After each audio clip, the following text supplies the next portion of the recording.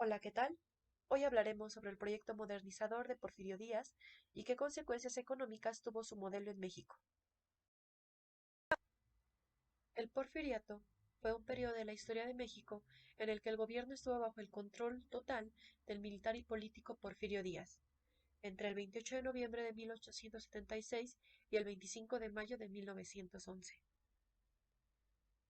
Cuando Porfirio Díaz llegó al poder, logró mantener en orden al país, sacrificando la libertad.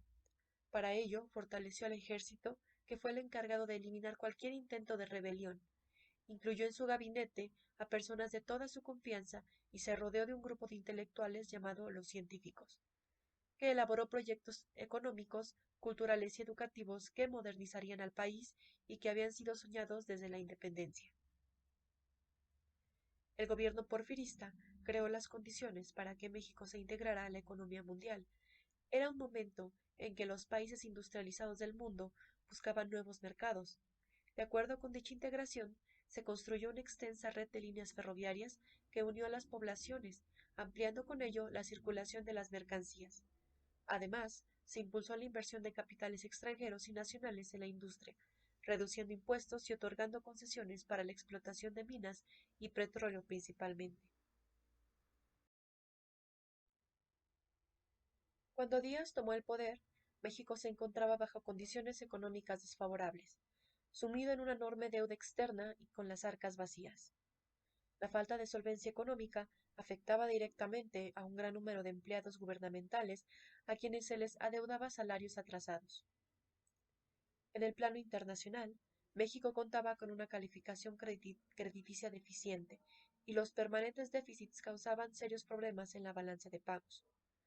La inversión, tanto extranjera como nacional, era escasa, y la industria minera aún no se había recuperado de los efectos causados por las guerras revolucionarias. El número relativamente bajo de minas en operación en 1876 era explotado al azar, mientras que las técnicas de extracción y fundición eran obsoletas. El territorio mexicano contaba con pocos kilómetros de vías de ferrocarril. En general, el transporte y las comunicaciones eran rudimentarios, y las instalaciones portuarias estaban en mal estado y no eran seguras. Por otra parte, la constante violencia en la provincia obstaculizaba aún más el desarrollo del comercio.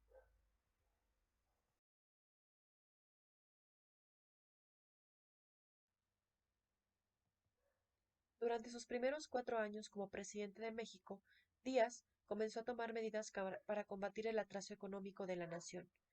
Comenzó decretando medidas estrictas contra el contrabando que era ingresado al país por la frontera de Estados Unidos.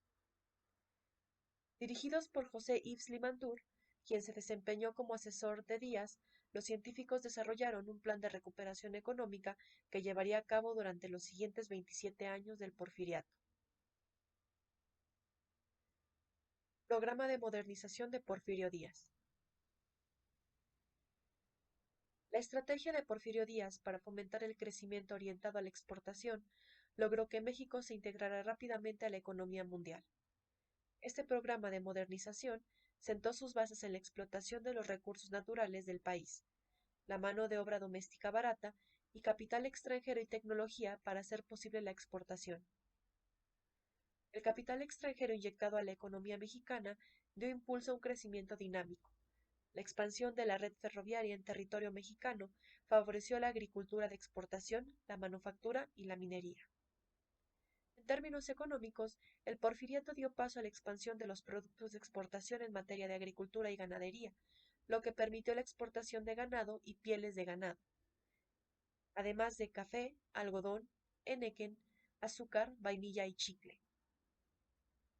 La explotación de nuevas tierras en el norte de México para el cultivo de algodón fue posible por el crecimiento de las vías del ferrocarril, lo que hizo posible que el país duplicara su producción de algodón entre 1887 y 1910.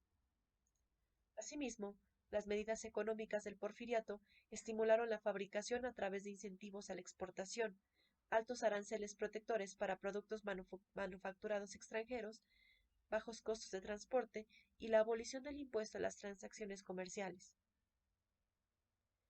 El número de empresas industriales, la mayoría de ellas fuertemente respaldadas por inversores estadounidenses, franceses, alemanes y británicos, tuvo un rápido crecimiento y el volumen de productos manufacturados se duplicó entre 1877 y 1910.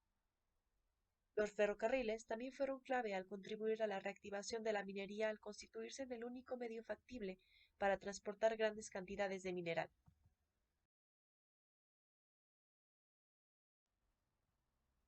Como conclusiones, podemos definir que la característica económica más importante del Porfiriato fue la construcción de las vías del ferrocarril. A medida que crecieron las posibilidades de intercambio, México se convirtió en una economía de mercado a nivel nacional. De manera paralela, se dieron importantes inversiones en los puertos, la telegrafía, la telefonía y la energía eléctrica. El gobierno desempeñó un papel importante al promover la inversión extranjera en la construcción de las vías del ferrocarril, ya que otorgó concesiones y pagó subsidios por kilómetro de vía construida. La principal fuente de financiación para la construcción de las vías del ferrocarril fueron los inversionistas estadounidenses.